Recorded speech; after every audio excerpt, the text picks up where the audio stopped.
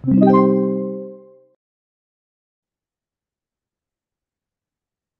so for situation number 2, refer to the figure shown. Calculate the component of the force R along A in newtons, and then calculate the component of force R along B in newtons. Determine the orthogonal projection of R onto the axis A in newtons. Okay? So, ganun pa rin, we are asked to find the component naman of the force. Kaya lang, we are asked to find the component of the force not in the horizontal and vertical direction. Okay? So, to answer this, no, we have to be critical in defining what a component means, no? First of all, any force can be broken down into two components. Ang idea ng components, kapag pinag-add mo sila, dapat equal sila doon sa pangatlong force, no? So, ibig sabihin yung component dito at saka yung component dito, pag pinagsama, kailangan ang result nila ay ito rin. Okay, yun yung idea ng components. Okay? So, majority of the time, we often um, we often interchange the meaning of component and the meaning of projection. The reason for this is kadalasan po kasi yung ginagamit natin na axis ay vertical at horizontal lang, no? Na pag-breakdown ng component. Kaya sa case na yon, yung projection at saka yung component ay nagiging equal, pero not all the time, no?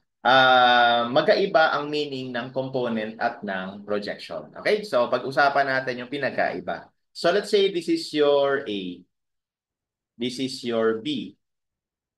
Ayan. Tapos andito yung force natin. Palitin ko lang para lang hindi masyadong malaki yung Okay, so ang idea ko ganito. So alam natin na meron ditong or probably gawa tayo linya. So ito kunwari yun. Okay? So according to parallelogram law, no?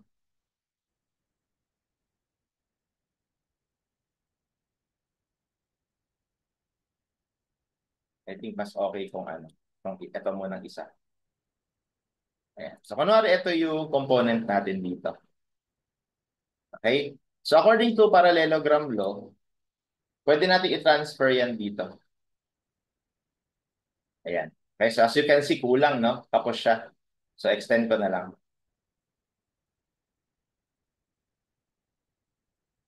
Okay. So, ang idea kasi ganito, ito yung component natin. Ito yung component natin sa A. Ayan. Tapos, pwede mo siya i-transfer dito. Diba? Pwede mo siya i-transfer dito. Okay? And then, ito naman yung magiging component natin sa B. Tapos, pwede mo siyang i-transfer dito. Ayan. Okay? So, tawagin ko ito na component natin sa A. So, siguro FA. Ito rin yun. Ito naman yung component natin sa B. Ito rin yun. Okay? So again, ito yung B-axis, ito yung A-axis. Okay? So pag sinabing component, ito yun, no? Component.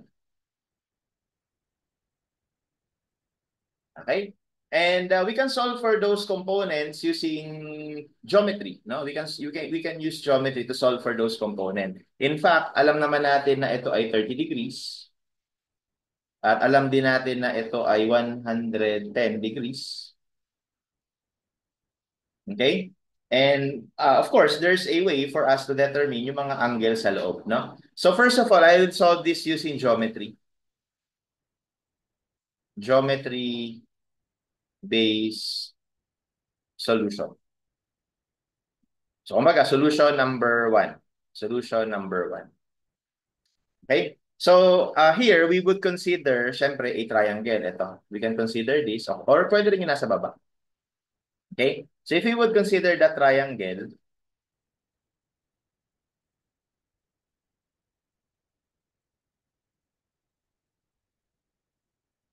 okay, so parang approximately ganito ang itsura ng triangle na yun. Ayan. Okay, so alam natin na itong side na to is the 800. Ito yun eh. Di ba? So ito ay 800. Tapos alam din natin na 30 degrees ito. So hinahanap natin ay ito at saka ito. Okay? So we need additional given. Actually, we need more angles. We can solve for more angles by considering na kapag in-extend ko to,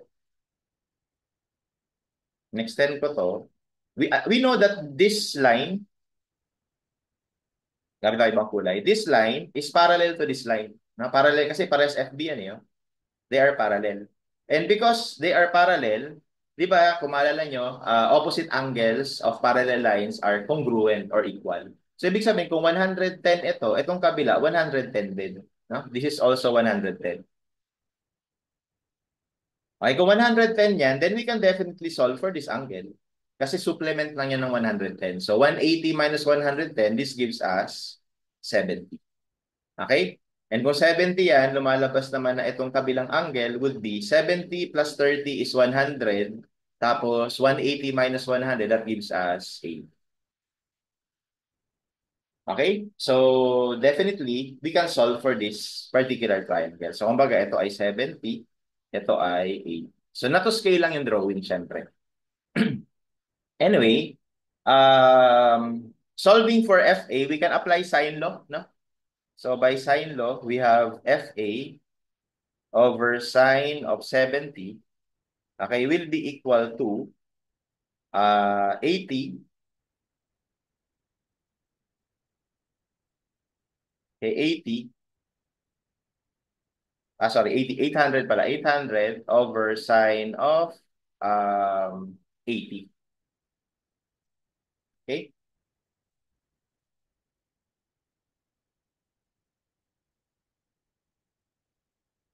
So, from here, we can solve for FA. Okay? Now, for FB naman, no, so mamaya natin competent. For FB naman, we can apply the same thing. Okay, so we have FB over sine of 30 and equal to 800 over sine of 80. Okay, and then once again, we can solve for FB.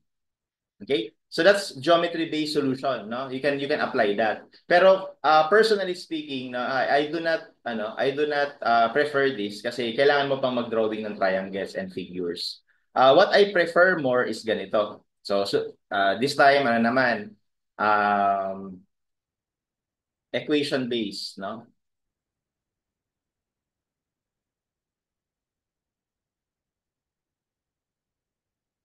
Solution. So solution number 2. Okay, so sa equation-based solution, simple lang, mas madali. If I may copy this,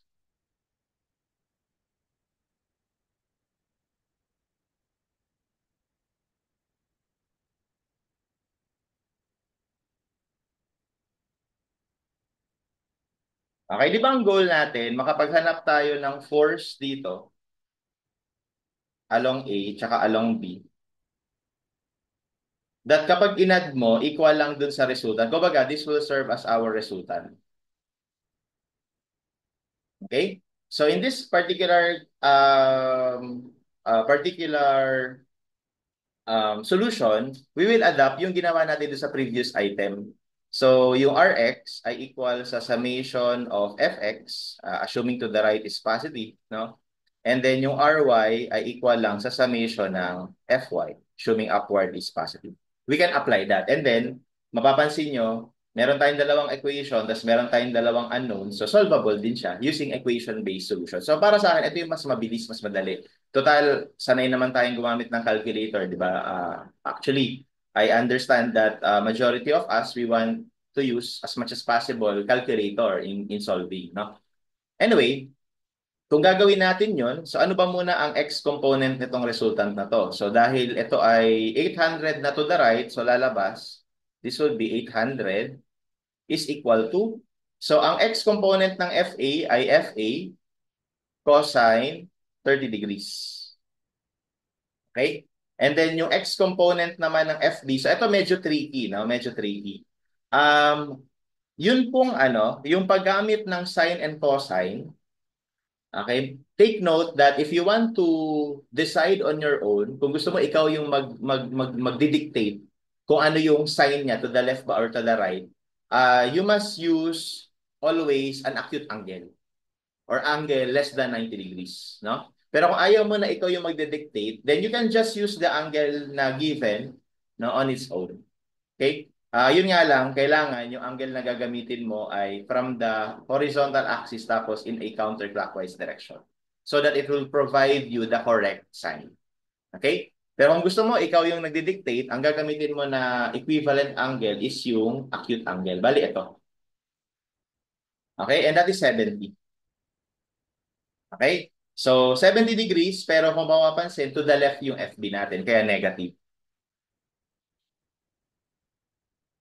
Cosine of 70. No? Lagyan ko lang ng note dito na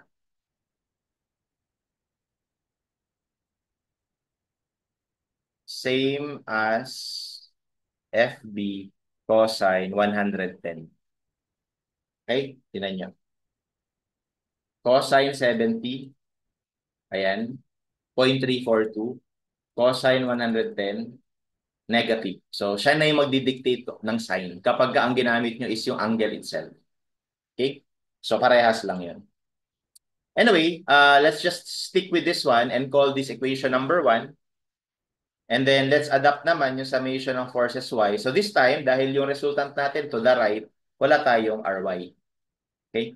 So, we will have, unahin ko FA. Upward yung FA. So, FA, sine of 30 degrees. Tapos, downward naman yung FB. Again, dito, wala namang issue kasi kapag ka sinine mo yung 110 tsaka 70, parehas lang lalabas, positive. I mean, parehas lang na value yung lalabas. Ano? Dito sa sine 70, since downward nga yan, so gagamitin ko na lang ulit yung acute angle. So, downward na FB, sine 70. And let's call this equation number 2. Okay? So, two equations with two unknowns. Dito, we can solve for FA and FB directly in a much faster phase. So, cosine 30, negative, um, cosine 70, tapos 800. And then sine 30, and then negative sine 70. Ayan. Okay, so lalabas 1169.52 yung FA, tapos 622.29 yung FB.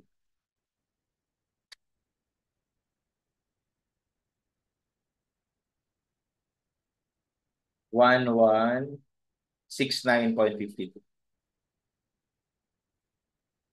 newtons, and yung FBI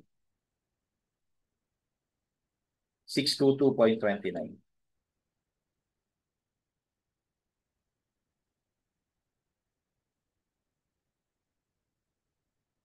Okay? And actually, that answers our first two questions. So for number 1, we have letter A. And for number 2, we have letter B. Okay? And then the last part, determine the orthogonal projection of R into the axis A. So ano naman ang ibig sabihin nun? So I'll just copy this para maipakita. I'll try to explain. Ano yun? Ayan. So, di ba ito yung components? Ito yung components. So, yung component, this another component. Okay, component yan. Pero pag sinabi natin na orthogonal projection netong force na to, ito yung ano natin, resultant. Okay? Ibig sabihin, from the term orthogonal na sinanin mo sa normal or perpendicular, ang projection na yon is ito. Magdodrawing ka from the dulo papunta dun sa axis na gusto mo ng perpendicular line. Tapos kung ano man yung tatama dito, kung ano man yan yung tinatawag natin na orthogonal projection. Yan yung projection. Yun yung pinagkaiba ng projection sa component. So ito, yung component, ito naman yung projection. Okay? And to calculate the projection, we will just consider this triangle. So pag niredraw natin yung triangle na yun, ito yung projection niya, ito yung resultant, tapos ito ngayon yung perpendicular natin. Okay, so ito ay 800, ito ay 30 degrees. So therefore, tawagin ko na ito na PA, no? Projection niya sa A. As you can see, it's as easy as cosine function. So therefore, we have cosine of 30 degrees is equal to PA over 800. Okay, so therefore, PA is equal to 800 cosine 30.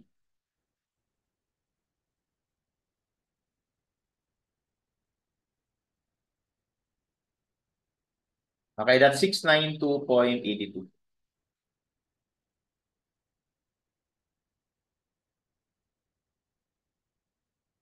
So that is the projection. So dun sa number 3, ang sagot natin ay letter D.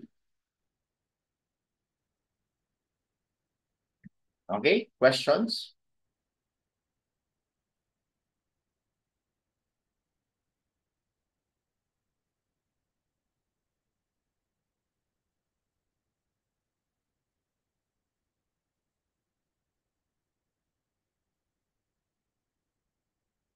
Okay, dun lang sa ano no, sa solution 1, pakita lang natin na it's the same thing. Wait lang, parang ano, baliktad ata ako. 'Di ba itong line na to parallel dito. So dapat itong angle na to equal dito. Baliktad na. This should be ano pala, sorry. 110 to. This is 110. Ito yung 70, baliktad pala. Or anyway, hindi natin to kailangan. Ayan, so 110 pala dapat to. Okay, so ano yung mali ko? Dito, dapat 110 ito.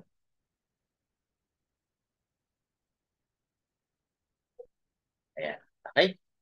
So tapos kung 110 yan, hindi ito 80. No, hindi ito 80. Na-overlook ko yun. So 110 plus 30, 140 minus 180, so 40. So this should be 40. So ibig sabihin, this should be 40. 40. So check lang natin kung parehas. So kung dito tayo ito yung ginamit natin na solution, we have 800 sine 110 over sine 40. So yan yung projection sa A. Parehas lang. Tapos yung projection naman sa B, this will be sine 30. From this equation, cross multiply sine 30. 622.3. Okay? Ayan. So parehas lang yun, no?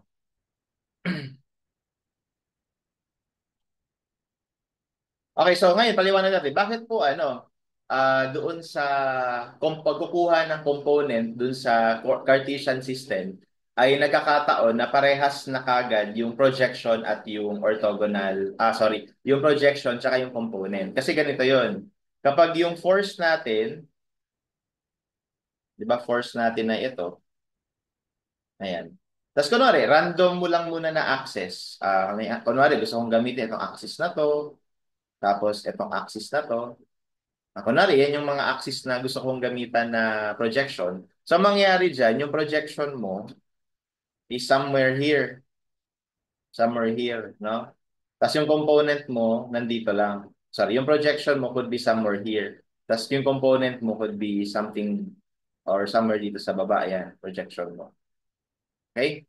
Pero kung gagawin mo tong vertical and horizontal kasi, vertical tapos horizontal.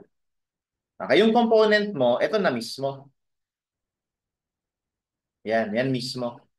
Tapos sa vertical naman, ito yung component mo. Ayan. Okay? And it will also the same as your projection. Ito na rin yung projection mo. Ito na rin yung magiging projection mo. Okay? So kapag yung axis mo ay perpendicular sa isa't isa, the projection and the component becomes the same. But if your axes are not perpendicular with each other, the component and the projection are different. Ano ang component? Yun yung dalawang force na pag pinagsama mo, equal dun sa force na nag-iisa. So that's why you have two options. Pwede kang mag-geometry-based solution Or more preferably, yung equation-based na ito, yung basics ng, yung definition ng resultant. Okay?